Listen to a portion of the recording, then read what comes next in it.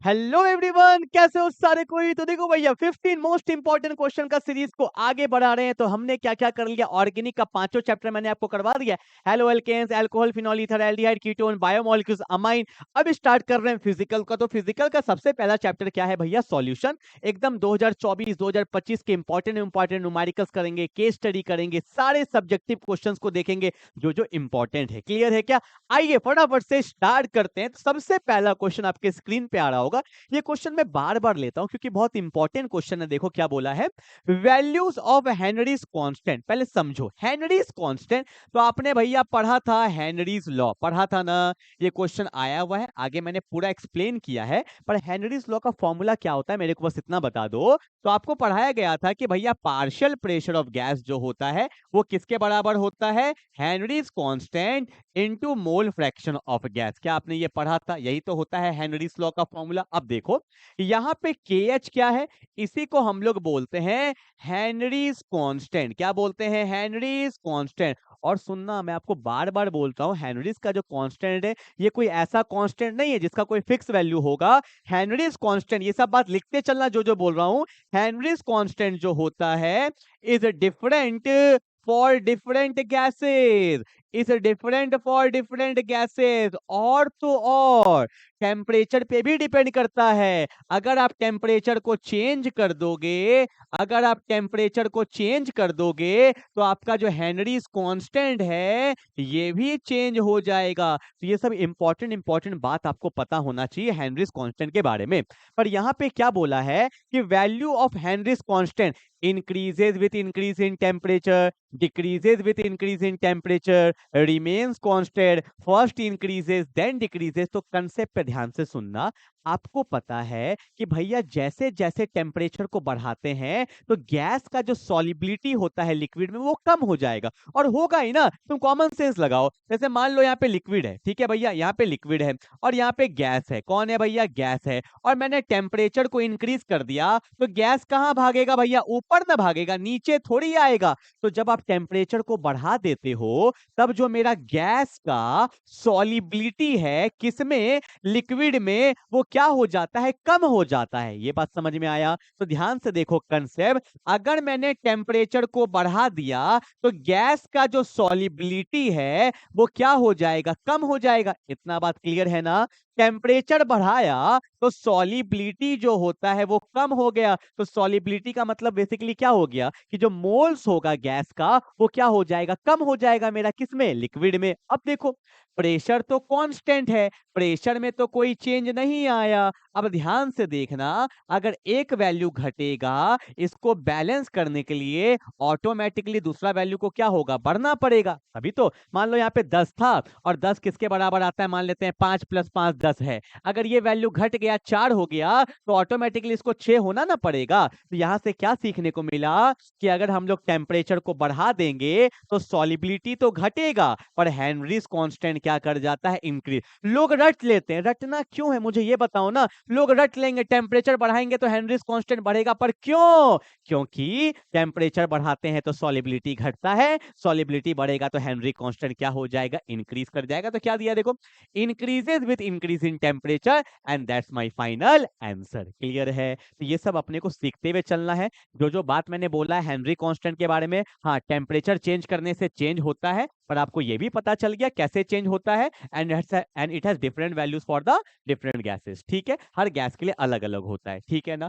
जल्दी से उतार लो, जो जो काम का चीज लगता है उसको उतारते हुए आगे बढ़ना है। ठीक है, चलो अभी मैं समझाऊंगा। हेनरीज लॉ बहुत इंपॉर्टेंट लॉ है, आगे मैंने लिया है, सब्जेक्टिव में क्वेश्चन आया हुआ है। ठीक है, चलो भैया आगे बढ़ते हैं। क्वेश्चन नंबर 2 क्या बोला है? क्वेश्चन नंबर 2 में ये भी इजी ही क्वेश्चन है। कब आया हुआ है भैया? 2023 का है। बोला है solubility of gas, solubility of gas in a liquid decreases with increase in temperature। Same question ही हो गया, इसलिए मैंने साथ साथ लिया था कि कंसेप्ट में रिवाइज आ जाए। यही तो मैंने बोला था ना कि भैया ये मेरा क्या है, यहाँ पे लिक्विड है, बोलो हाँ या ना। और लिक्विड है और यहाँ पे कौन है? गैस है। अगर आप टेम्परेचर बढ़ाओगे तो गैस ऊपर भागेगा, गैस नीचे नहीं आएगा। मतलब गैस का सॉलिबिलिटी लिक्विड में कम हो जाएगा। तो वही बोला है कि solubility of gas in liquid decreases with increase in temperature. Clear है? चलो, सब हेनरीज लॉ का क्वेश्चन है, इसलिए बोलता हूँ हेनरीज लॉ बहुत अच्छे से करके जाना है। अभी मैं समझाऊंगा, आगे देखना, ठीक है? चलो भैया, अगला क्वेश्चन अब यहां से होगा खेला। देखो भैया, 2021 का क्वेश्चन है, बोर्ड में आया हुआ है, 2021 का क्वेश्चन है, अच्छा क्वेश्चन है, ध्यान से देखो क्या बोला है कि एक अननोन गैस है एक्स, ठीक है, एक unknown gas x dissolve in water at 2.5 bar pressure. तो भैया सिस्टम को बनाते हुए चलेंगे, तो बोला है एक अननोन गैस एस है, उसको डिसॉल्व किया गया वाटर में। ये मान लो भैया मेरा वाटर है, ठीक है, और एक कोई भी मेरा अननोन गैस है एक्स, और इसमें हम लोग प्रेशर कितना लगा रहे हैं भैया? 2.5 बार प्रेशर लग रहा है, एकदम दबा रहे हैं, ठीक है भैया, ओके। अब बोला है एंड हैज मोल फ्रैक्शन 0.04, और इस गैस का जो मोल फ्रैक्शन है वो है 0.04, ठीक है भैया। The mole fraction of gas, क्या बोला है? The mole fraction of x gas when the pressure of gas is double. अच्छा, अब क्या बोला है कि इसका प्रेशर हमने डबल कर दिया, प्रेशर डबल कर दिया मतलब 2.5 से कितना कर दिया भैया? 5 बार कर दिया। तो क्या बोला है, कहां गया भैया? The mole fraction of gas when the pressure of the gas is double at the same temperature. अच्छा, टेम्परेचर सेम है, सुनो क्या बोला है कि अब हमने प्रेशर को कर दिया है 5 बार, तो भैया इसका जो नया मोल फ्रैक्शन आएगा उसमें क्या वैल्यू होगा, क्या चेंज आएगा, वो बताना है। तो देखो कैसे बनाएंगे। आपको पता है according to Henry's law, partial pressure of gas जो होता है वो होता है Henry's constant into mole fraction of gas. बोलो हाँ या ना। अगर मेरा टेम्परेचर सेम है, इसलिए इन्होंने बोल दिया अगर टेम्परेचर सेम है तो हेनरी कांस्टेंट में कोई भी चेंज आने वाला नहीं है। तो KH इज इक्वल टू क्या हो जाएगा? Partial pressure of gas into mole fraction of gas बोल सकते हैं, ठीक है भैया। सिस्टम तो वही है, पहले हेनरी कांस्टेंट KH था, तो बाद में भी हेनरी कांस्टेंट KH ही होगा, क्योंकि वहां पे टेम्परेचर क्या है? सेम। तो सुनना, अगर मैं पहले वाली की बात करता हूं तो प्रेशर कितना था भैया? 2.5 बार था। और x is the mole fraction, mole fraction basically क्या होता है? देखो दिया हुआ है, कितना दिया हुआ है? 0.04 दिया हुआ है, ठीक है। अब बाद में हमने प्रेशर कितना कर दिया है? 5 बार कर दिया है। कितना? 5 बार कर दिया है। तो इसका मोल फ्रैक्शन पूछा है, तो x ले लेते हैं, बोलो हाँ या ना। और ये दोनों हमेशा क्या होगा? बराबर, क्योंकि ये भी मेरा हेनरीज कांस्टेंट है, ये भी मेरा हेनरीज कांस्टेंट है, क्योंकि कांस्टेंट में तो कोई चेंज आने वाला है नहीं। तो भैया देखो 2.5 से कितने बार में जाएगा? बोलो जल्दी से। 2 बार में जाएगा। अगर इसको इससे मल्टीप्लाई कर देंगे तो x का वैल्यू कितना हो जाएगा? 0.08 हो जाएगा। और मेरा फाइनल आंसर का है ऑप्शन नंबर ए है, ठीक है। क्योंकि जो हेनरी कांस्टेंट पहले है वही हेनरी कांस्टेंट बाद में रहेगा, हेनरी कांस्टेंट में कोई चेंज नहीं आएगा। क्यों? क्योंकि सेम टेम्परेचर पे बात किया है, इसीलिए दोनों को हमने रिलेट कर दिया। आपका आंसर आ गया, ठीक है। चलो भैया, ऐसे क्वेश्चंस बन जाते हैं। मैंने 3-3 क्वेश्चन ले लिया हेनरीज लॉ पे, ठीक है। अब बोलोगे सर पूरा हेनरीज लॉ से ही करा दोगे क्या? अब देखो भैया, क्वेश्चन है ये 2024 का क्वेश्चन है, 2024 में आया है, 2 मार्क्स में आया है, ठीक है। सिर्फ बोर्ड के क्वेश्चंस करो भैया, आपको दिखेगा कैसा क्वेश्चन आता है। देखो क्या बोला है कि 18 gram of a non volatile solute, एक सॉल्यूट है जिसका नाम मैं एक्स मान लेता हूं, ये भैया 18 ग्राम दिया हुआ है, और इसको डिसॉल्व किया गया 200 ग्राम ऑफ वाटर, और ये मेरा क्या हो गया? सॉल्यूट हो गया। क्योंकि वाटर मेरा क्या होता है? सॉल्वेंट होता है। H2O का कितना वेट दिया है? 200 ग्राम दिया है, और ये मेरा हो गया भैया सॉल्वेंट, ठीक है। आगे क्या बोला देखो, ठीक है। बोला है 18 gram of non volatile solute is dissolve in 200 gram of water, freezes at 272.07 kelvin. अब तुम यहाँ पे फंस गए। देखो ये बात अपने को पता होना चाहिए। अपने को पता है क्या कि फ्रीजिंग पॉइंट ऑफ वाटर कितना होता है? वो होता है 0 डिग्री सेल्सियस, होता है ना 0 डिग्री सेल्सियस। अगर केल्विन में करेंगे तो होता है 273.15 केल्विन होता है, ठीक है ना। ओके, अब ये क्या है मेरा? ये क्या है मेरा? ये है मेरा freezing point of pure solvent, that is ये मेरा क्या है? टेम्परेचर ऑफ सॉल्वेंट, जो जो मैं बोल सकता हूं किसका है? वाटर का है, ठीक है भैया। अब उसने बोला है कि जैसे मैंने वाटर में सॉल्यूट डाला है, अब उसका जो फ्रीजिंग पॉइंट हो गया है वो हो गया है 272.07, मतलब वो दिया है फ्रीजिंग पॉइंट किसका? सॉल्यूशन का दिया है ना, कुछ मिलाने के बाद। तो भैया ये तो था सॉल्वेंट का, अब सॉल्यूशन का कितना दिया है? 272.07 केल्विन दिया है, लिख दिया मैंने, ठीक है। आगे देखते हैं क्या बोला। Calculate the molecular mass of the solute, KF का वैल्यू दिया है। जैसे मैंने केएफ देखा ना, मेरे को समझ में आ गया ये किसका क्वेश्चन है, डिप्रेशन इन फ्रीजिंग पॉइंट का, जहां पे मुझे पढ़ाया गया था कि डेल्टा टीएफ जो होता है वो होता है केएफ इंटू एम, और एम का मतलब क्या होता है, मोलालिटी। अरे मैं तो यही समझ गया था, फ्रीजिंग पॉइंट का क्वेश्चन है तो डेल्टा टीएफ क्या होता है, केएफ इंटू एम। पर डेल्टा टीएफ क्या होता है, ये लोग बार बार मैं बताता हूं भैया गलती कर देते हैं। और डेल्टा टीएफ क्या होता है, temperature of pure solvent minus temperature of solution. और केएफ तो केएफ है, और मोलालिटी क्या होता है, moles of solute to that of weight of solvent to that of weight of solvent in kg. ठीक है, बहुत लोग 273 लेके भी सॉल्व कर लेते हैं, पर एग्जैक्ट वैल्यू जो होता है वो होता है 273.15 केल्विन होता है, जो हमें लेके चलना है। ठीक है, ओके। चलो भैया, सॉल्वेंट का कितना दिया है, 273.15 केल्विन दिया है, माइनस सॉल्यूशन का कितना दिया है, 272.07 दिया है, केएफ का वैल्यू कितना दिया है, 1.86 दिया है, मोल्स ऑफ सॉल्यूट तो weight in gram by molar mass, molar mass तो हमें पता नहीं है और वही तो निकालना है। देखो ना, calculate the molar mass of the solute, तो वही तो हमें निकालना था। ठीक है, divided by weight of solvent, solvent कौन है, वाटर है, केजी में करने के लिए डिवाइड बाय क्या कर देंगे, 1000। अब देखो एक इक्वेशन है, एक वेरिएबल, आप इजीली सॉल्व कर लोगे। मैं थोड़ा और सॉल्व कर लेता हूं, पर ये आपका होमवर्क है। तो भैया 15 से 7 जाएगा, कितना बचेगा, 08 बचेगा, और यहाँ से 73 है तो 272 है तो 1, तो 1.08 केल्विन इधर हो गया। और ध्यान से देखो, यहाँ पे कौन है, 186 इंटू 18/m है, और 200 से 1000 जाएगा 1/5 बार में। अगर इसको डिवाइड करेंगे तो 5 ऊपर चल जाएगा, तो यहाँ आ जाएगा 5 इंटू 1। ठीक है, अब इसको ऊपर भेज दो, एम एम, अपना एम मत ही लिखना,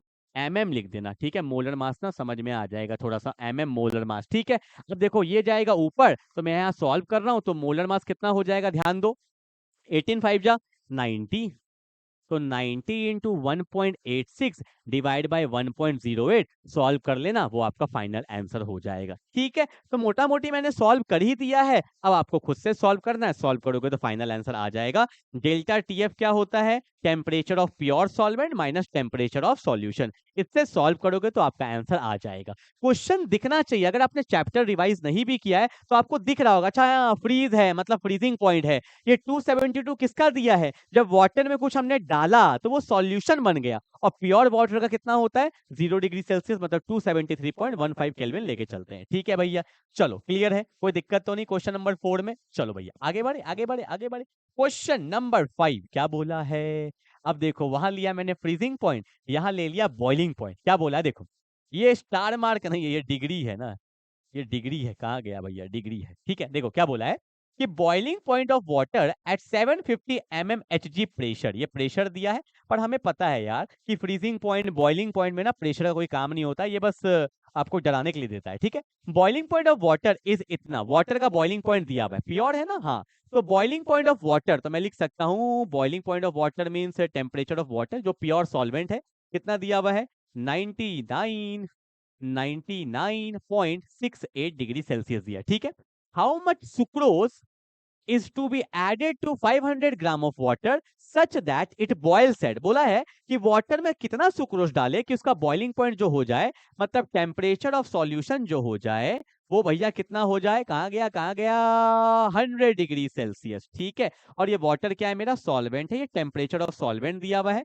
एक बार मैं फिर से लिख देता हूँ, how much sucrose is to be added, मतलब मुझे सुक्रोज का मास निकालना है। सुक्रोज मतलब क्या हो गया, सॉल्यूट हो गया, सॉल्यूट का मास निकालना है, ये मैं x ग्राम मान लेता हूं, और इसका मोलर मास अपने को दिया हुआ ही है, केबी भी दिया हुआ ही है, तो लगा दो ना फॉर्मूला, जैसे डेल्टा टीएफ होता है वैसे डेल्टा क्या होता है भैया, टीबी होता है। और यहाँ पे क्या हो जाएगा, केबी इंटू एम, वहां पे क्या था, केएफ इंटू एम, यहाँ पे था केबी इंटू एम। और यहाँ पे बहुत लोग गलती करेंगे, रुक जाओ, वहां पे हमने क्या लिखा था, सॉल्वेंट माइनस सॉल्यूशन, और यहाँ पे क्या होता है, उल्टा होता है, यहाँ पे होता है सॉल्यूशन माइनस सॉल्वेंट। ये बात ध्यान रखना, ठीक है, के बी इंटू एम। अगर आपने पूरा कंसेप्ट पढ़ा है फिर तो आपको दिखता होगा, अगर नहीं पढ़ा है तो आपको याद रखना पड़ेगा। ठीक है भैया, सॉल्यूशन का कितना है, और आप खुद देख लो ना, वैल्यू तो पॉजिटिव में आएगा ना, तो यहाँ पे 99.68। अगर तुम आगे पीछे कर दोगे तो नेगेटिव में हो जाएगा, ठीक है, तो वहां से भी अंदाजा लगा सकते हो। तो वैल्यू कितना बचा, तो यहाँ पे आएगा 0.32,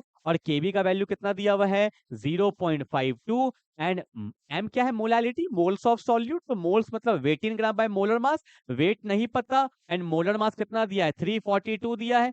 वेट ऑफ सॉल्वेंट, सॉल्वेंट कहीं दिया वाटर, हाँ वाटर 500 ग्राम है, केजी में करने के लिए डिवाइड बाय 1000। क्लियर है। अब मैं थोड़ा सा इसको ऊपर करता हूं, ध्यान से देखेंगे, ध्यान से देखो, इसको कर दे थोड़ा इधर, तो यहाँ पे होगा 0.32 डिवाइडेड बाय 0.52, तो यहाँ पे होगा x बाय 342। अब ये कट जाएगा तो क्या हो जाएगा 1/2, तो 1/2 ऊपर जाएगा तो क्या हो जाएगा 2/1, और ये कटेगा 171 बार में, ठीक है।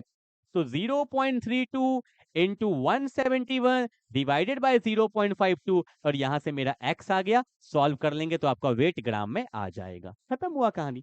करना क्या है, फॉर्मूला पता होना चाहिए, बस यहाँ पे लोग गलती कर देते हैं। डेल्टा टीवी में, टीएफ में क्या था, सॉल्वेंट माइनस सॉल्यूशन, पर बॉइलिंग पॉइंट में क्या होता है, सॉल्यूशन माइनस सॉल्वेंट होता है। तो ये सब अपने को ध्यान रखना है, ठीक है। चलो अगला आ गया भैया, देखो ये 5 मार्क्स का क्वेश्चन है, 2024 का क्वेश्चन है। बोला है state Henry's law and right it's one application. अब चलो मैं आपको हेनरीज लॉ समझा ही देता हूं, क्या होता है हेनरीज लॉ। हटाओ इसको, जल्दी उतारो। Henry's law, Henry's law formula तो बता ही दिया, कंसेप्ट भी बता ही दिया, अब देखो कंसेप्ट भी बता ही देता हूँ, ठीक है। चलो देखो हेनरीज लॉ क्या होता है, ये हम लोग पढ़ चुके हैं, मतलब रियल लाइफ में भी देखते हैं। जैसे कोल्ड ड्रिंक का बोतल में क्या होता है, नीचे यहाँ पे कोल्ड ड्रिंक होता है, ठीक है भैया, लिक्विड होता है। मान लो एग्जाम में ऐसे दिखाना, दिस इज लिक्विड ए, ठीक है, और यहाँ पे कोई भी एक गैस है, मान लो we have randomly a gas, ठीक है, ये क्या है, गैस भी है। और आपको तो पता होगा कोल्ड ड्रिंक का बोतल में कौन सा गैस होता है, CO2, कार्बोनेटेड ड्रिंक्स होता है ना। अब इसमें क्या करता है भैया, कोल्ड ड्रिंक का बोतल में यहाँ पे लगाते हैं प्रेशर, क्या लगाते हैं, प्रेशर। कौन सा प्रेशर लगाते हैं भैया, पार्शियल प्रेशर। क्या बोलेंगे भैया, पार्शियल प्रेशर। तो जैसे जैसे इसको ना पिस्टन बना देना, वो ज्यादा सही लगता है, पिस्टन बना से, क्योंकि वो मूवेबल होता है ना, ठीक है। अब देखो भैया क्या हुआ, जब हमने यहाँ पे प्रेशर दिया तो ये पिस्टन नीचे आ रहा है, उससे क्या हुआ, गैस किसके अंदर जा रहा है, लिक्विड के अंदर। मैं बोल सकता हूं ऐसा है क्या, कि जैसे जैसे हमने प्रेशर को बढ़ाया, सॉलिबिलिटी, क्या बोला भैया मैंने, सॉल्यूबिलिटी किसका, गैस का, किसमें, लिक्विड में, क्या कर रहा है, इंक्रीज कर रहा है। As we increases the partial pressure of the gas, अरे लिखो ना, क्या बोला मैंने, लिखो, as we increases the partial pressure of the gas, जैसे जैसे गैस पे प्रेशर लगा, as we increases the partial pressure of the gas, the solubility of gas, the solubility of gas in a liquid, the solubility of gas in a liquid increases। जैसे जैसे pressure बढ़ाओगे तो gas का solubility liquid में क्या हो जाएगा, बढ़ जाएगा, ठीक है ना। कोई दिक्कत, फिर से बोल रहा हूं, as we increases the partial pressure of the gas, the solubility of gas in liquid increases, the solubility of gas in liquid increases। I hope you will get the point, concept में clarity आ गया होगा, ठीक है क्या। Okay अगर आप book खोल के देखोगे तो स्टेटमेंट ऐसा लिखा हुआ है, आप लाओ एक और लाइन लिख लो, according to Henry's law, according to Henry's law, ठीक है, एग्जाम में ऐसे दिखाना, अकॉर्डिंग टू हेनरीज लॉ, लिखो, according to Henry's law, according to Henry's law, as we, ऐसे लिख लो, according to Henry's law, according to Henry's law, the partial pressure of gas, according to Henry's law, the partial pressure of gas, according to Henry's law, the partial pressure of gas is directly proportional, according to Henry's law, the partial pressure of gas is directly proportional to the mole fraction, is directly proportional to the mole fraction of gas, is directly proportional to the mole fraction of gas in liquid, mole fraction of gas in liquid. तो जो statement मैंने बोला वो भी लिख देना, उसके बाद अकॉर्डिंग टू हेनरीज लॉ देखिए ये भी लिख देना, क्योंकि ये फॉर्मूला इसी से पता चलता है। तो partial pressure of gas is directly proportional to क्या होता है, मोल फ्रैक्शन ऑफ गैस, और जब जब प्रोपोर्शनलिटी हटाएंगे तो कांस्टेंट आ जाएगा, कांस्टेंट क्या होता है KH, और यहाँ पे क्या है XG। तो एग्जाम में प्रॉपर एकदम ऐसे आपको दिखाना पड़ेगा, और यहाँ पे लिख देना, खाली छोड़ने से नंबर नहीं मिलेगा। ये क्या है, पार्शियल प्रेशर ऑफ गैस है, KH क्या है लिखना होगा एग्जाम में, हेनरीज कांस्टेंट है।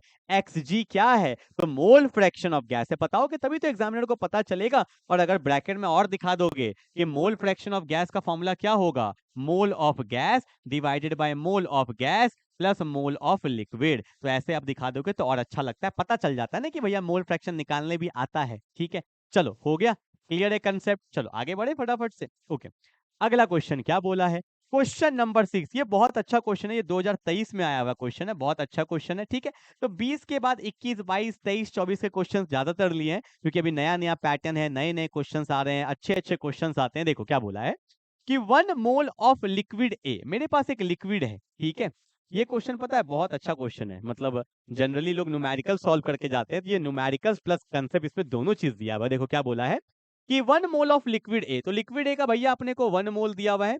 उसके बाद 2 मोल ऑफ लिक्विड बी, तो ये भैया मेरा लिक्विड बी दिया हुआ है, इसका दिया हुआ है 2 मोल। ओके, आगे क्या बोला है, make a solution having a total vapour pressure 40 torr, मतलब इस दोनों को जब मिक्स किया गया तो इन दोनों का जो सॉल्यूशन है, सॉल्यूशन का जो वेपर प्रेशर है वो कितना दिया हुआ है भैया, 40 टॉर दिया हुआ है। Okay, the vapour pressure of pure liquid A, मतलब ए का जो वेपर प्रेशर है, इसको हम लोग पी नॉट ए से दिखाते हैं, जो प्योर होता है, कितना भैया है, 45 टॉर है। और बी का भैया कितना दिया हुआ है, 30 टॉर दिया हुआ है। ठीक है, सब डेटा मैंने लिख दिया। क्वेश्चन क्या पूछा है, द एबव सॉल्यूशन इज, या आइडियल है, या नेगेटिव डेविएशन शो करता है, या पॉजिटिव डेविएशन शो करता है, मैक्सिमम वॉल्यूम आइसोट्रॉप है। कैसे सॉल्व करेंगे भैया, न्यूमेरिकल से, मतलब कैसे, आराम आराम से देखो।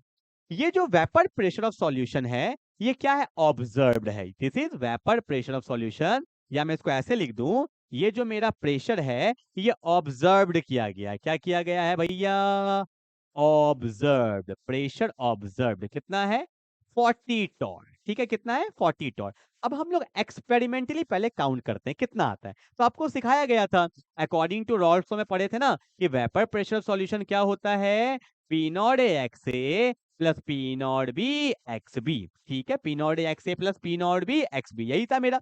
अब देखो पी नॉट ए कितना है भैया, 45 है, और X A mole fraction of A क्या होगा, mole of A divide by mole of total 3, plus P not B कितना है, 30, एक्स बी कितना होगा, mole of B divide by total mole, यही तो होता है मोल फ्रैक्शन। ठीक है, अब देखो 3 से गया 15 बार में, और 3 से गया 10 बार में, तो 20 प्लस 3 35 आ गया। मतलब जो मेरा एक्सपेरिमेंटली कैलकुलेट किए वो क्या आया, 35।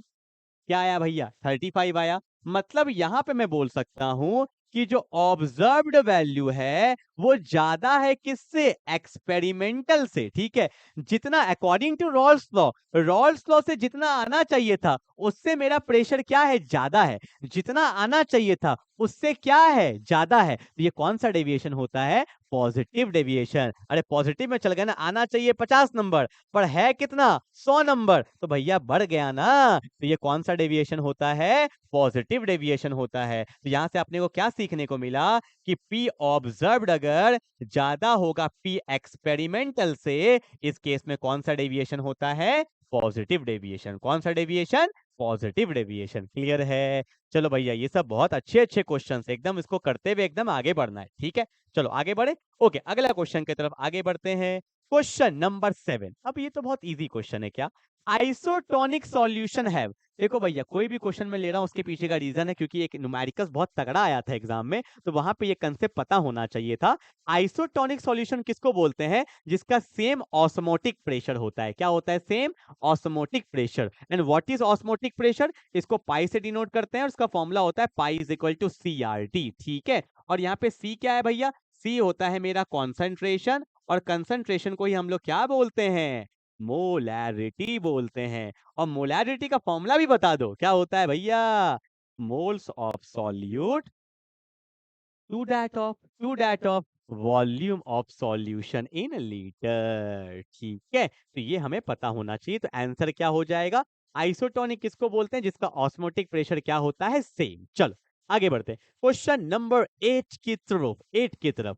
अब वांट ऑफ फैक्टर के क्वेश्चंस भी भैया कभी कभी एमसीक्यू में आ जाता है। देखो 2024 का है, ठीक है भैया, एमसीक्यू के लिए बहुत इंपॉर्टेंट है। वांट ऑफ फैक्टर क्या होता है, अगर मैं आपको बोलूं तो final moles by initial moles, या सिंपल सिंपल बोलूं, अगर वहां पे जितने आयंस आपको मिल जाए वही मेरा क्या होता है, वांट ऑफ फैक्टर। जैसे देखो यहाँ पे दिया Na2SO4.10H2, मैं इसको ढंग से लिख देता हूँ, ऐसे लिखा होता है NO2SO4.10H2। तो वाटर को तो गोली मार दो, वाटर तो वाटर में क्या टूटेगा। अब ये कैसे टूटेगा, सल्फेट पे -2 होता है तो यहाँ पे +2 होगा, 2 पे +2 तो 1 पे +1, तो Na प्लस और सल्फेट पे क्या है -2। तो टोटल्स कितने आयंस मिल गए, 3 आयंस मिल गए। तो इसके वांट ऑफ फैक्टर कितना हो जाएगा भैया, मेरा 3 हो जाएगा। ठीक है, बेसिकली होता है क्या, numbers of moles after dissociation association, ये फॉर्मूला होता है। आई इज इक्वल टू क्या होता है ना, numbers of moles after dissociation association. तो पानी में डाले तो टूट गया, टोटल कितना मोल मिला, 3, एंड टू दैट ऑफ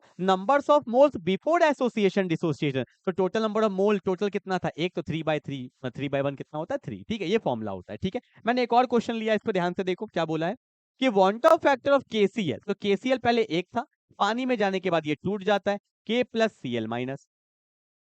तो आई का वैल्यू क्या होगा, नंबर्स ऑफ मोल्स फाइनल कितना है 2, इनिशियल क्या है 1, तो 2/1 कितना हो जाएगा 2, तो हमारा फाइनल आंसर क्या हो जाएगा 2 हो जाएगा। ठीक है, तो ऐसे क्वेश्चंस हमें पता होना चाहिए। देखो होता क्या है ना, आपको पता होगा कि बोर्ड में बहुत सारे सेट्स आते हैं, तो वहां के क्वेश्चन देखो, क्वेश्चन का पैटर्न सेम था, पर किसी में KCl आ गया, किसी में सोडियम सल्फेट आ गया, इसलिए मैंने जहां जहां के क्वेश्चन है वो मैंने ले लिया। ठीक है, चलो आगे बढ़ते हैं।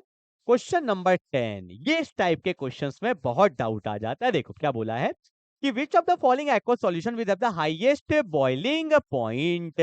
पहली बात, ऐसा क्वेश्चन कभी भी आ जाए तो सबसे पहले अपने को पता होना चाहिए कि जिसमें जितने ज्यादा पार्टिकल्स होंगे या जितने ज्यादा आयंस होंगे उनका बॉइलिंग पॉइंट हमेशा क्या होगा, ज्यादा होगा। अब देखो ध्यान से, और एक बात, यहाँ तो भैया 1 मोलैरिटी है, 1 है, यहाँ तो कंसंट्रेशन भी चेंज है। तो देखो भैया, जितना ज्यादा कंसंट्रेशन होगा उतना ज्यादा पार्टिकल्स होगा, जितना ज्यादा पार्टिकल्स होगा उतना ज्यादा बॉइलिंग पॉइंट होगा। तो 1 1 से ज्यादा तो ये दोनों तो हो ही नहीं सकता, तो 1 1 से ज्यादा या तो 2 होगा या तो ये 2 होगा। अब इसमें कैसे चेक करें, चेक करो किसमें कितने आयंस हैं। तो भैया K+Cl- तो यहाँ पे तो 2 ही आयंस है, पर यहाँ पे K2SO4, ये एक्चुअल में ऐसे लिखना चाहिए था K2SO4। ठीक है, अब K2SO4 अभी बताया था, सल्फेट पे -2, यहाँ पे +2, तो क्या होगा, K पे प्लस सल्फेट पे -2, तो यहाँ पे 3 आयंस मिल गए। जितने ज्यादा आयंस होंगे उतना ही ज्यादा मेरा बॉइलिंग पॉइंट होगा। तो मेरा फाइनल आंसर क्या हो जाएगा, ऑप्शन नंबर डी हो जाएगा। क्लियर है, I hope you will get the concept. ऐसे क्वेश्चन को करते चलिए, फटाफट से आगे बढ़ते हैं। तो क्वेश्चन नंबर 11 आपके स्क्रीन पे आ रहा है। ये है क्वेश्चन, तगड़े वाला तगड़े वाला। कब आया हुआ है, 2023 में आया हुआ है, 3 मार्क्स में आया हुआ है। बहुत अच्छा क्वेश्चन है, ये सब क्वेश्चंस करो, मैं बोलता हूँ। देखो बोला है, why is the boiling point of 1 molarity NaCl solution is more than that of 1 molarity glucose। मैं समझाता हूं, देखो अभी ये समझा भी चुका हूं। जैसे कि ये भी 1 मोलारिटी है, ये भी 1 मोलारिटी है। NaCl, ठीक है, आपको पता है एक आयोनिक कंपाउंड है, एग्जाम में अच्छे से बना के लिखना है। NaCl जो होता है वो मेरा एक आयोनिक कंपाउंड होता है। ठीक है, रुक जाओ एक सेकेंड। और ग्लूकोज जो होता है वो होता है C6H12O6। ये मेरा एक क्या है, कोवलेंट कंपाउंड है। कैसा कंपाउंड है भैया, ये मेरा एक कोवलेंट कंपाउंड है। ठीक है ना, और अब देखो आयोनिक कंपाउंड जब टूटेगा तो कितना आयंस देगा, Na+Cl-। तो 2 आयंस दिया, पार्टिकल्स ज्यादा है। अब ग्लूकोज तो टूटेगा नहीं, क्या इसका डिसोसिएशन होगा, क्या इसका डिसोसिएशन नहीं होगा, आयंस ज्यादा नहीं मिलेंगे। पर हम तो ये जानते हैं कि भैया जिसमें जितने ज्यादा आयंस होंगे, जितना ज्यादा पार्टिकल्स होता है उसका बॉइलिंग पॉइंट भी उतना ही ज्यादा होता है। तो एग्जाम में कैसे लिखेंगे, NaCl is a ionic compound, has more numbers of ion on dissociation, whereas glucose है ना, whereas glucose is a covalent compound, does not undergo dissociation, that's why NaCl has more boiling point than that of glucose। ठीक है, तो simple सा फंडा है, जिसके पास जितना ज्यादा आयंस होगा उसका उतना ही ज्यादा क्या होगा, बॉइलिंग पॉइंट होगा। क्लियर है, चलो भैया आगे बढ़े। अब देखो ये क्वेश्चन बहुत अच्छा दिया हुआ है, बहुत अच्छा क्वेश्चन दिया हुआ है। देखो क्या बोला है, इसको इरेज कर दूं, क्या इसको इरेज कर दूं, देखो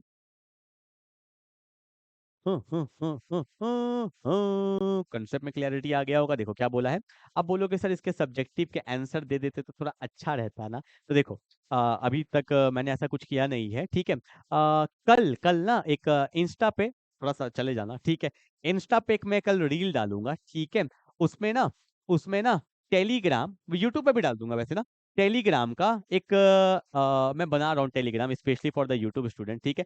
टेलीग्राम का एक चैनल बनाऊंगा, उसमें क्यूआर कोड आएगा, उसको आप स्कैन कर लीजिएगा। यूट्यूब पे जितने भी लेक्चर्स मेरे हो रहे हैं सारे का पीडीएफ आपको वहां पे मिल जाएगा, और एग्जाम से रिलेटेड भी कुछ इंपॉर्टेंट क्वेश्चंस का पीडीएफ आपको वहां पे मिल जाएंगे, तो इसको ज्वाइन कर लीजिएगा, ठीक है। तो कल वो आ जाएगा। पहले यहाँ देखो, a non volatile solute x, molar mass दिया हुआ है, when dissolved in 78 gram of benzene reduce its vapor pressure to 90%, calculate the mass of x. इस क्वेश्चन एग्जाम में आता है ना, लगता है भैया नहीं बनेगा, छोड़ दो। अरे काहे नहीं बनेगा, ऐसा क्वेश्चन कभी भी आ जाए कि किसी को मिलाने से, और ये तो हम जानते हैं, ऐसा मैगी बनाते हैं, पानी उबलता है, कितना वेपर होता है, जैसे मैगी डालते हैं वेपर क्या हो जाता है, कम हो जाता है, होता है ना। तो सिमिलरली वही क्वेश्चन यहाँ पे बोला है कि भैया हमने एक सॉल्यूट को डाला है, किसमें, बेंजीन में डाला है ना, a non volatile solute is dissolved in benzene, तो जैसे हमने डाला तो इसका वेपर परसेंट 90% हो गया। 90% घटा नहीं है, 90% हो गया, मतलब घटा 10% सही है। कभी भी ऐसा क्वेश्चन आ जाए कि भैया डाले तो 90% हो गया, 80% हो गया, ये हमेशा आरएलवीपी से बनाइएगा। आरएलवीपी क्या होता है, relative lowering in vapour pressure. इसका फॉर्मूला लिखवा देता हूं, देखो।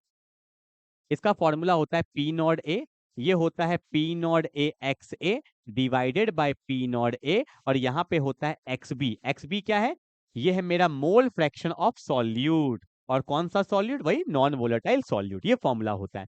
पी नॉट ए का मतलब हो गया, सुनो लिखा करो ये सब, पी नॉट ए होता है vapour pressure of pure solvent. Pure, तो प्योर कितना रहा होगा, 100%, तो 100% को एक बार हम लोग मान लेते हैं 100। कोई दिक्कत है, अगर नहीं मान रहा तो मान लो 100 पी नॉट मान लो, चलो। पीआर कितना था, 100 पी नॉट, ठीक है। अब ये क्या है, पी नॉट ए एक्स से, ये है मेरा वेपर प्रेशर ऑफ सॉल्यूशन। क्या है, वेपर प्रेशर ऑफ सॉल्यूशन। ये था प्योर वेपर प्रेशर। अब सॉल्यूशन का कितना परसेंट हो गया, 90%, मतलब 90 पी नॉट हो गया। बोलो हाँ या ना। फिर क्या है, पी नॉट ए, पी नॉट ए मतलब होता है प्योर, तो प्योर का कितना है, 100 पी नॉट। कोई दिक्कत है, ये आराम से बैठ गया। तो इसलिए मैं बोलता हूँ इसको इससे बनाया करे, कभी भी क्वेश्चन आ जाए कि 50% हो गया, 80% हो गया, तो ये फॉर्मूला से बहुत इजी हो जाता है ये लिखना। Vapour pressure of pure solvent कितना होगा, 100। ये क्या है, वेपर प्रेशर ऑफ सॉल्यूशन, तो सॉल्यूशन कितना हो गया, 90% हो गया। एक्स बी क्या होता है, मोल फ्रैक्शन ऑफ सॉल्यूट, तो सॉल्यूट में कैसे लिखेंगे, बोलो, mole of solute divide by mole of solute plus mole of solvent. ठीक है, लिख दिया अच्छे से। अब देखो, तो 100 minus 90, 10 P nought by 100 P nought, तो पी नॉट कट जाएगा, तो यहाँ पे कितना बचेगा, 10 बाय 100 मतलब 1/10। ठीक है। अब है मोल्स ऑफ सॉल्यूट, तो मोल्स का वेट तो पता नहीं, तो वेट कितना है, x है, और मोलर मास कितना दिया है, 50 दिया है, डिवाइड बाय, ठीक है। फिर मोल ऑफ बी, तो क्या होगा भैया, x/50। अब बोला है मोल ऑफ सॉल्वेंट, सॉल्वेंट कौन है भैया, बेंजीन में ना मिलाया गया है। बेंजीन का वेट कितना दिया है, 78 दिया है, कितना दिया है, 78। और बेंजीन का फॉर्मूला होता है C6H6, और इसका मॉलिक्यूलर मास भी 78 होता है, तो 78/78 यहाँ पे कितना आ गया, 1 आ गया। ठीक है, इसको सॉल्व करें, थोड़ा ऊपर करते हैं थोड़ा सा। चलो भैया देखो, तो क्या होगा, 1/10 इक्वल टू x/50 है। अब देखो ना, x/50 है, तो 1 को लिख सकते हैं 50/50। अरे 1 मतलब 50/50। ऐसा क्यों किया, क्योंकि सबका डिनोमिनेटर कट जाएगा। बोलो हाँ या ना। तो 1/10 इक्वल टू क्या हो गया, x/x+50 हो गया। इसको इधर भेजो, तो x+50 is equal to 10x, उधर चल जाएगा तो क्या होगा, 9x इक्वल टू 50, तो x का वैल्यू 50/9 आएगा। सॉल्व कर लेंगे तो वो आपका फाइनल आंसर आ जाएगा। ठीक है, सही किया ना हमने। x+50 इक्वल टू 10x, हाँ 9x इक्वल टू 50, सॉल्व कर लेंगे तो आपका फाइनल आंसर आ जाएगा। That's very very simple. ठीक है, तो ऐसे क्वेश्चंस बनाइएगा तो कहीं भी दिक्कत आने वाला नहीं है। चलो आगे बढ़ते हैं अगले क्वेश्चन की तरफ। क्वेश्चन नंबर 12 में आ गए हैं। क्या बोला है कि out of following one molarity aqua solution which one will show the largest freezing point depression. Simple सा बात है, मैं बार बार एक ही चीज बोलता हूं। अच्छा, वन मोलैरिटी सबका फिक्स है, जिसमें जितना ज्यादा आयंस होगा उसका उतना ही ज्यादा बॉइलिंग पॉइंट, उतना ही ज्यादा फ्रीजिंग पॉइंट। Same concept. यहाँ कितना आयंस, Na+Cl, 2 आयंस। यहाँ पे 2 सोडियम लिख देता हूं, 2 आयंस, 2 सोडियम 1 सल्फेट, 3 आयंस। ये तो ग्लूकोज है, टूटेगा ही नहीं। यहाँ पे एल्युमिनियम 2 है, ये लगता है फॉर्मूला सही नहीं है। Al2SO4 3 होता है फॉर्मूला, ठीक है, क्योंकि सल्फेट पे -2, हाँ ये एक्चुअल फॉर्मूला Al2SO4 3 होता है। तो यहाँ पे सल्फेट का 3 आयंस है, एल्युमिनियम का 2 आयंस है, तो यहाँ पे 5 आयंस होगा, तो ऑप्शन नंबर क्या हो जाएगा, डी हो जाएगा। जितने ज्यादा आयंस उतना ज्यादा boiling and freezing point. Concept clear है? चलो भैया आगे बढ़ते हैं। हाँ जी, क्या बोला है, if the molality of the dilute solution is double, molality को डबल कर दिया गया है, then the value of molar elevation constant क्या होता है, के बी होता है। अरे भैया ये तो कांस्टेंट है ना, जब कांस्टेंट है तो वो तो कांस्टेंट ही रहेगा। मोलालिटी को तुम 10 गुना कर दो ना, उससे क्या फर्क पड़ता है, तो क्या होगा, अनचेंज्ड। ऐसे लोग कंफ्यूज हो जाते हैं, ठीक है। तो मोलालिटी को डबल कर दिया तो ये तो कांस्टेंट है, ठीक है। के एच थोड़ी है जो चेंज होते रहेगा कुछ से कुछ करने से, के बी कांस्टेंट है, कोई फर्क नहीं पड़ेगा, ठीक है। चलो आगे बढ़ते हैं, तो अनचेंज। क्वेश्चन नंबर 14, हाँ ये क्वेश्चन बहुत तगड़ा आया हुआ था, ये स्टार मार्क करो भैया। ये सब क्वेश्चन है लेवल वाला, ठीक है। देखो क्या बोला है, बहुत प्यारा क्वेश्चन है, देखो क्या बोला है। अ 5% सॉल्यूशन ऑफ Na2SO4.10H2O, Na2SO4.10H2O, ठीक है। ये कितना है, 5% सॉल्यूशन है, ठीक है। इस आइसोटोनिक, अच्छा आइसोटोनिक याद आया, जिसका ऑस्मोटिक प्रेशर सेम होता है, इस आइसोटोनिक विद 2% सॉल्यूशन ऑफ, ओ भाई साहब क्वेश्चन है भयानक। देखो ये था मेरा इलेक्ट्रोलाइट, इलेक्ट्रोलाइट है मतलब ये टूटेगा, ये टूटेगा। पर इन्होंने बोला कि is isotonic with 2% solution of non electrolyte non volatile, एक सॉल्यूशन है 2% है, वो नॉन इलेक्ट्रोलाइट है मतलब नहीं टूटेगा, ठीक है। तो find the molecular weight of x, ये जो एक्स है इसका हमें मॉलिक्यूलर वेट बताना है। शाबाश, देखो कैसे बनेगा, लगाते हैं दिमाग, कोई ना कोई जुगाड़ तो लगेगा। पहले मुझे ये बताओ, अगर ये आइसोटोनिक है तो मैं बोल सकता हूं इसका जो ऑस्मोटिक प्रेशर होगा वो इसके बराबर होगा, बोलो हाँ या ना, होगा। अब खेला यहाँ पे कर दिया इन्होंने, ये तो नॉन इलेक्ट्रोलाइट है पर ये इलेक्ट्रोलाइट है, इलेक्ट्रोलाइट जाएगा तो पानी में टूटेगा, और जब टूटने वाला केस आता है तो आपको मैंने बताया था उसको वॉन्टो फैक्टर से हमेशा मल्टीप्लाई किया जाता है, ठीक है भैया। तो यहाँ तो मल्टीप्लाई होगा नहीं क्योंकि ये तो टूटेगा ही नहीं, ठीक है। ओके, अब पाई इक्वल टू क्या होता है, सीआरटी, तो मैं लिखूंगा आई इंटू इसका होगा C1, गैस कांस्टेंट सेम है, टेम्परेचर सेम है, यहाँ क्या होगा C2 into R into T, RT से RT कट जाएगा, ठीक है, कोई दिक्कत नहीं, RT से RT कट गया।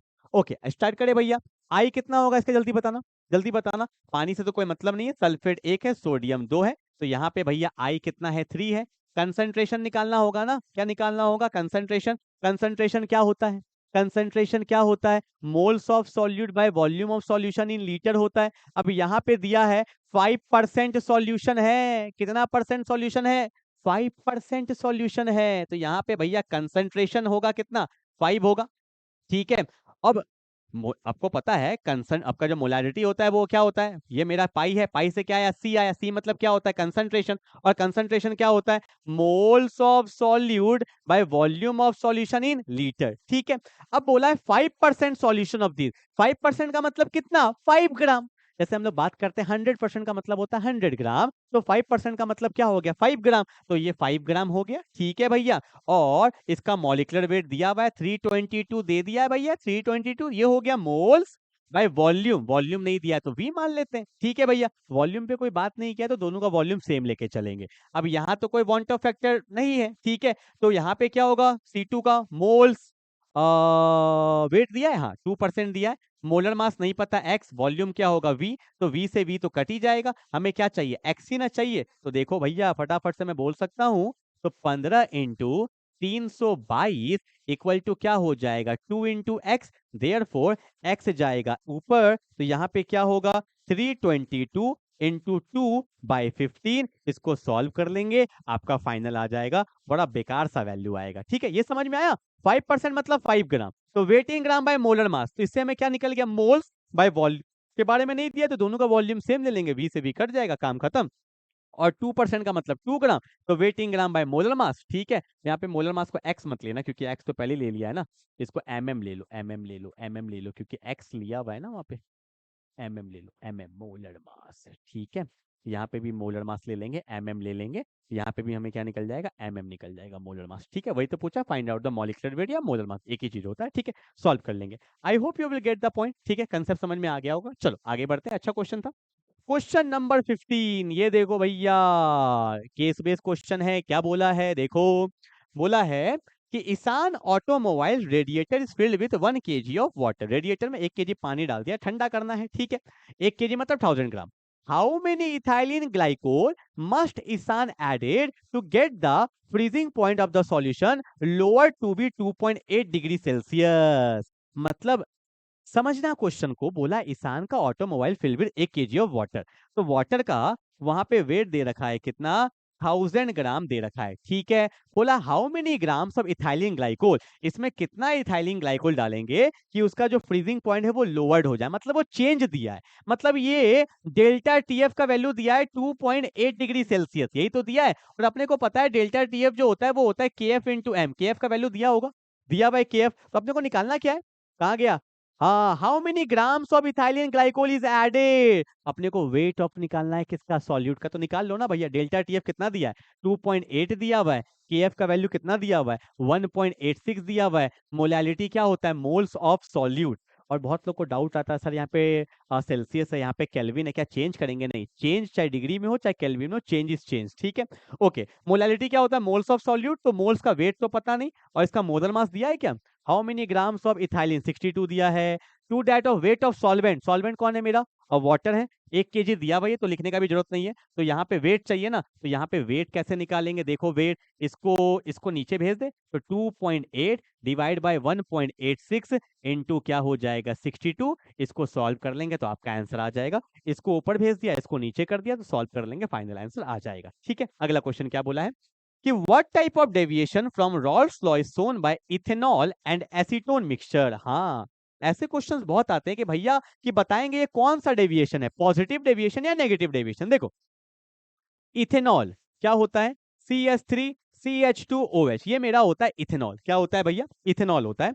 अब देखो ध्यान से क्या बोला है, एसीटोन क्या होता है, एसीटोन होता है CH3 C double bond O CH3। अब देखो आपको पता होगा इथेनॉल में H बॉन्डिंग बहुत तगड़ा होता है, ठीक है, H बॉन्डिंग बहुत तगड़ा होता है। पर जैसे यहाँ पे एसीटोन को डाला गया तो इसका H बॉन्डिंग डिस्टर्ब हो गया। क्या हो गया, H बॉन्डिंग डिस्टर्ब हो गया। मतलब पहले जितना तगड़ा अट्रैक्शन था अब उतना तगड़ा अट्रैक्शन नहीं रहा। पहले जितने लोग पास पास थे अब उतने पास पास नहीं है। अट्रैक्शन पहले से क्या हो गया, कम हो गया। अट्रैक्शन पहले से कम हो गया मतलब दूरियां बढ़ गई। और ऐसा किस में होता है, पॉजिटिव डेविएशन में होता है। पॉजिटिव में क्या था, पॉजिटिव में क्या था, मैंने लिखवाया था 4-5 पॉइंट याद है कि ए का इंट्रैक्शन एंड बी का इंट्रैक्शन इज ग्रेटर देन, मान लो दो लिक्विड है, मान लो ए है, ए का इंट्रैक्शन और बीबी का अट्रैक्शन ये ज्यादा होगा ए बी के अट्रैक्शन से, ठीक है ना। तो देखो अगर ये अकेला होता तगड़ा अट्रैक्शन, ये भी अकेला होता तो अपना अट्रैक्शन, पर जैसे ये मिल गया इसका अट्रैक्शन तो कम हो गया ना। अट्रैक्शन कम हो गया मतलब दूरियां बढ़ गई। दूरियां बढ़ने से यहाँ पे कौन सा डेविएशन होता है,